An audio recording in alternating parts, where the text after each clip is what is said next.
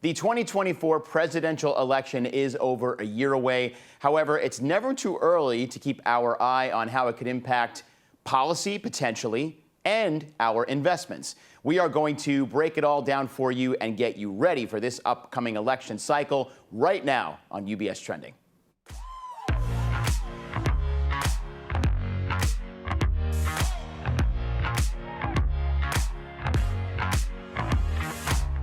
Hello, everyone, and welcome to UBS Trending. I am your host, Anthony Pastore. Tom McLaughlin and Nadia Lovell are here in the studio with me talking about the Election Watch publication that was just released today. And we're going to break down not only the election, but we're also going to read between the lines a little bit and get to the nitty-gritty of it all. So welcome to both of you.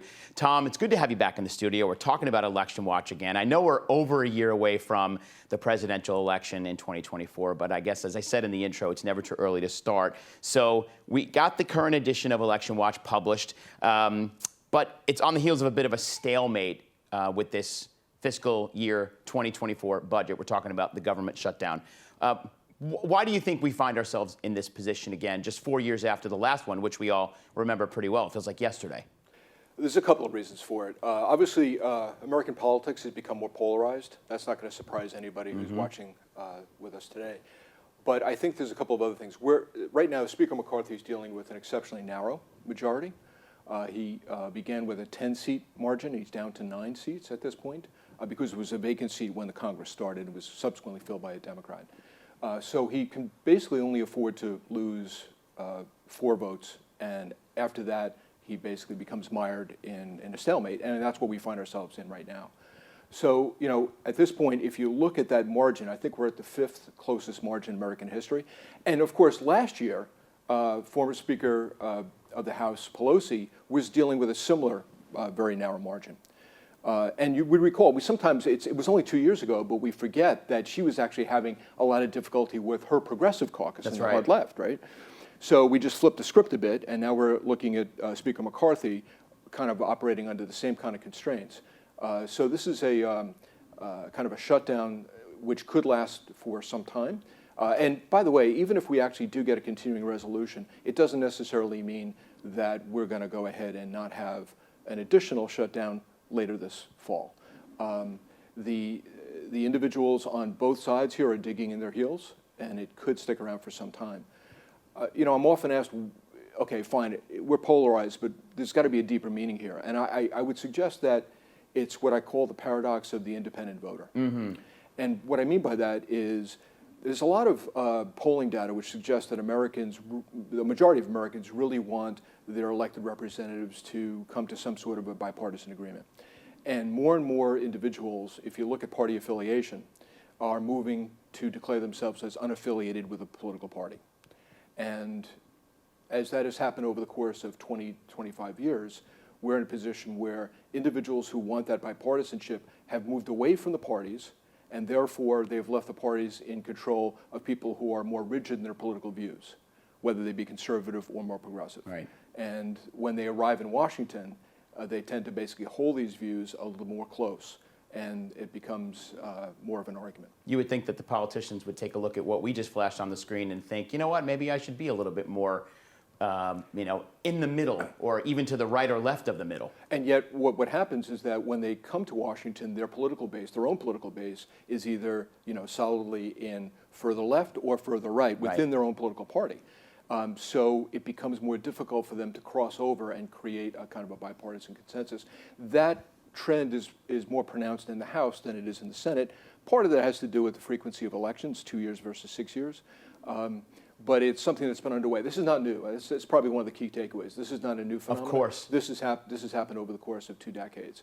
And unfortunately, it's probably going to continue for some additional period of time. Yeah, unfortunately, yeah. It's tough, and it makes sitting around the dinner table with our families at holiday times very difficult because people are on all sides. And I have experienced this personally, actually, yes. As I have too. We'll have to talk about that offline one of these days. But I do want to move on to the 2024 campaign, another potentially polarizing event in our country here. But you do offer up a few pieces of advice, Tom, for investors in the run-up to the election. Obviously, it's early, but what can you tell our viewers right now? Well, the first one, as you say, it is early. There's a few tips to take away as we kick off the election watch coverage. one thing to remember is that Iowa, the Iowa caucuses, have a distinctly unimpressive record of choosing the nominee. Right. Okay, so that's actually a critical factor. Since 1980, when we've had contested Republicans, it's actually a little better on the Democratic side, but on the Republican side, it's really not indicative of who's going to get the nomination. So since 1980, we've had 5 instances where the winner of the Iowa caucus did in fact not get the nomination. That happened actually back in 1980, where Ronald Reagan did not win the Iowa caucus. It's happened 4 times since then. So we're in a position where, you know, what do we take away from this Iowa caucus, which would be the first one up? I suspect it's going to be who the second place finisher may be, who is the dark horse that comes out of nowhere and basically gets a little bit of momentum. Because we've seen that happen in prior cycles. We have, absolutely.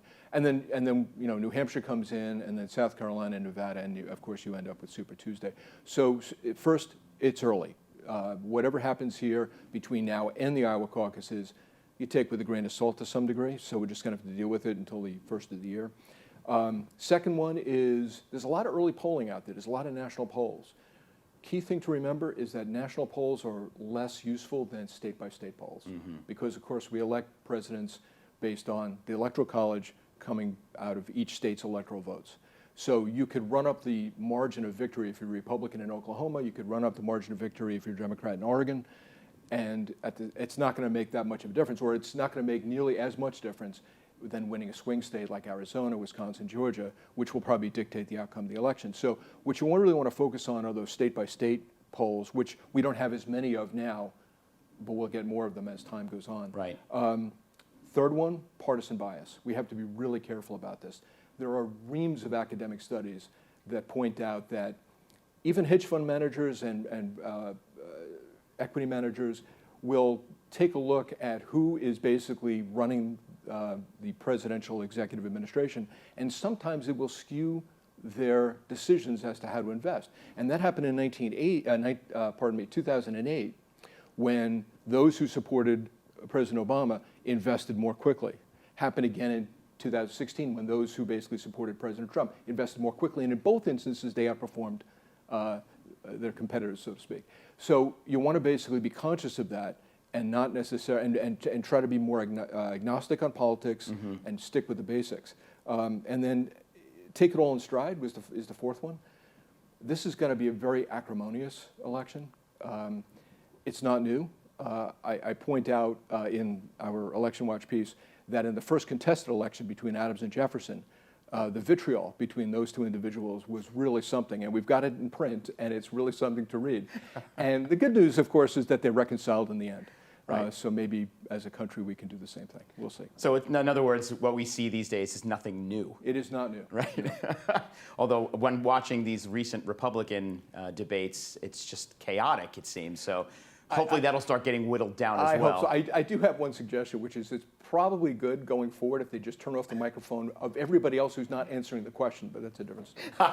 But what fun would that be, right, Tom? Yeah, Thank you so much, Tom. Nadia, great to have you here. And by the way, your magnificent purple representing, you know, the middle belief system here. We're not taking sides, right? So, but I wanted to ask you, Nadia, in a more serious way, when you look at the equity sectors that you're covering, and those that may be more exposed to potential policy changes from Capitol Hill, from the White House, what are you watching out for as we prepare for this election cycle?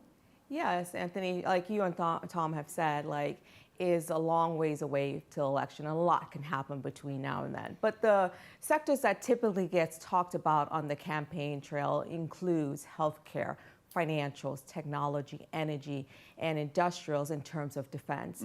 Historically, what you have seen is that healthcare and defense tends to be a little bit more sensitive to government spending and political rhetoric. In fact, when we look at the June debt ceiling agreement, it did allow for the defense budget to increase by just 1 percentage point in fiscal year 2025. And so we are in a period of heightened geopolitical tension. So this is probably going to be a focus where you could see candidates ask, should the nation be spending more on security preparedness? In the last few months, you have seen a spike in crude oil and energy prices. Now, higher gasoline prices tend to dampen investor sentiments and consumer sentiment. So this is something that we're going to have to watch in 2024. Now, remember, last year in 2022, the government did tap the Strategic Petroleum Reserve just to help alleviate gas prices. And so you could see some candidates call for some rollbacks in some of the provisions of the Inflation Reduction Act, the IRA, and the potential to increase fossil fuel production. Now, healthcare, always the poster child for political rhetoric, right? That's true. But you did see in the IRA that was passed last year, it now allows Medicare to negotiate drug prices. Now, that will not exclude healthcare from still being subject to political rhetoric and for calls to do even more healthcare reform. So that's something we're going to be watching. And then tech and communication services. Over the last few years, you've really seen these sectors get caught in the crosshair of trade, geopolitics, national security, data privacy. And of course, this year, we know that artificial intelligence has been a big theme for investors. So it's probably going to garner some attention from candidates as well in terms of, risks, opportunities, and threats. Yeah, I'm sure we're going to hear about all of this in the upcoming debates and in the cycle and the press junkets. Thank you, Nadia. Absolutely. And I would say lastly, on financials. Historically, what you have seen, Democrats tend to favor more regulation of our banking system, while Republicans tend to favor deregulation. Of course, we know earlier this year in March, we had the regional banking crisis, so that's probably going to be highlighted again. And then recently, you've seen more focus on credit card interchange controls and fees. But Anthony, in short, a lot is going to be said on the campaign trail. A lot of promises are going to be made. And some of them are going to be headline grabbing, and it could cause some short-term volatility in some industries. But we don't think that there's going to be any major reforms, especially if Washington still remains divided. That's right. We've heard this song before, haven't we, Nadia and Tom? Yes. Anyway, great to have you both here. This is just the first, I'm sure, many conversations we'll be having up to the run of the election day and post-election day. So good to have you both here with us in the studio. Good to see you. And for more information, please follow the just launched revamped website, ubs.com/election watch. That will be continually updated over the next year and change. So make sure you're getting the latest information on what's coming out of DC and the upcoming election and how it impacts your investments by checking out that website. And don't forget to check us out also on social media, particularly our Instagram channel at UBS Trending, for content from this studio that you're not going to find anywhere else. And as always, make sure you're having ongoing conversations with your financial advisor. Until next time, I'm Anthony Pastore. Have a great day, everybody. Remember to keep your eyes on what's trending. And don't forget to register to vote. See you soon.